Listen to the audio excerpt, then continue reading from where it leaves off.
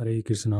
ओम तत्सत। आज के टाइम में बड़ा एक ट्रेंड चला हुआ है। बहुत सारे गुरु, बहुत सारे आश्रम, और ये गुरु आपको कैसे अंधकार में धकेलते हैं। गुरु जिस गुरु से आप जुड़ते हैं वो अपनी परंपरा के हिसाब से नाम दीक्षा या जो भी मंत्र दीक्षा देते हैं, उसके बाद क्या आप पूरी जिंदगी उस आश्रम की सेवा में बिता देते हैं। कर्म अच्छा है, लेकिन कर्म अच्छा हो या बुरा हो, कर्मों का बंधन तो होता ही है। हो सकता है ये आपके अच्छे कर्म एक दिन आपको मुसीबत में डाल दे, आपको इतना बड़ा इंसान बना दे कि आपको होश ही ना रहे कि अच्छा और बुरा क्या है। जैसे एक राजा होता है, जब तक राजा बना रहता है, पुराने टाइम में देखा हो, लड़ाई लड़ाई मारकाट मारकाट। आप अच्छे कर्मों से ऐसे राजा बन भी गए तो एक ही जन्म, उसके बाद आपने जो कर्म किए, पाप कर्म किए, पता नहीं उसकी वजह से फिर इतने सारे जन्म आपको भुगतना पड़ेगा। एक बार अच्छे कर्म कर लिए, फिर बहुत अच्छा मिल गया, उसके बाद बहुत अच्छा मिलने के बाद बहुत बुरा कर दिया, उसके बाद तो फिर बुरा होता ही जा रहा है। क्योंकि आप, बड़ी मुश्किल होती है सिचुएशन। जब आप बहुत ऊपर चढ़ जाते हो तब भी आप बुरे कर्म करने में फंस जाते हो, और जब बहुत नीचे होते हो तो आपकी मजबूरी हो जाती है बुरे कर्म करना। बड़े होते तो शौक होते हैं, जब बहुत छोटे होते हो तो ये सब मजबूरी हो जाती है, तो आप एक ट्रैप में फंसते हो और आप जिंदगी भर, इस जिंदगी, अगली, इससे पहले की, एक ट्रैप में दुखों को भोगते रहते हो। क्या कभी गुरु पूछता है कि आप अध्यात्म कितने आगे बढ़े?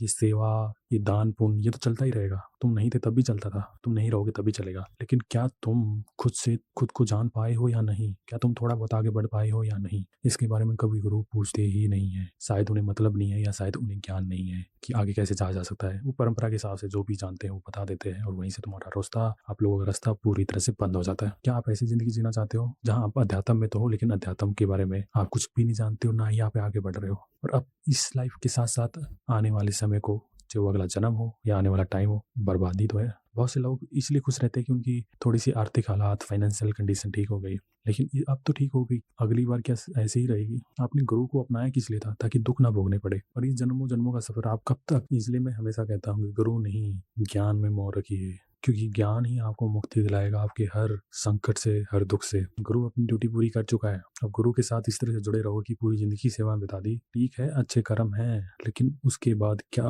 कहते हैं लोग गुरु उतार देगा, पार कर देगा, नहीं होगा। कितनों का हो चुका है, आप उसे समझ नहीं पा रहे हो। जो सच है उसे देख नहीं पा रहे हो। जिस दिन सच को देखोगे, ये अंधेरा मिटेगा और जानोगे कि जो हम कर रहे हो कितना सही और गलत है। पूरी भगवत गीता, हमारे उपनिषद बस एक ही बात कर रहे हैं कि आपको गुरु ज्ञान तो दे देगा, लेकिन उसके लिए आपको खुद कोशिश करनी पड़ेगी पाने के लिए। आप गुरु की पंखों पर बैठ के उड़ान नहीं भर सकते, लेकिन हम सोचते वैसे ही कि गुरु ही हमें पार कर देगा। ये हम सोचते हैं, लेकिन रियलिटी से, सच्चाई से इसका दूर दूर तक कोई लेना देना नहीं। बड़ा अच्छा लगता है गुरु सेवा करना, बड़ा अच्छा लगता है इधर उधर की सेवा करना, ठीक है, लेकिन उस मेन प्रैक्टिस को छोड़कर, भगवान को छोड़कर, मतलब आप भगवान को याद करते हो, उसको छोड़कर आप सोचते हो कि हमें गुरु पार करा देगा, ये असंभव है। उसको याद करना पड़ेगा, घंटों बैठ के याद करना पड़ेगा, तब जाके कहीं हम इस जीवन से मुक्ति पा सकते हैं।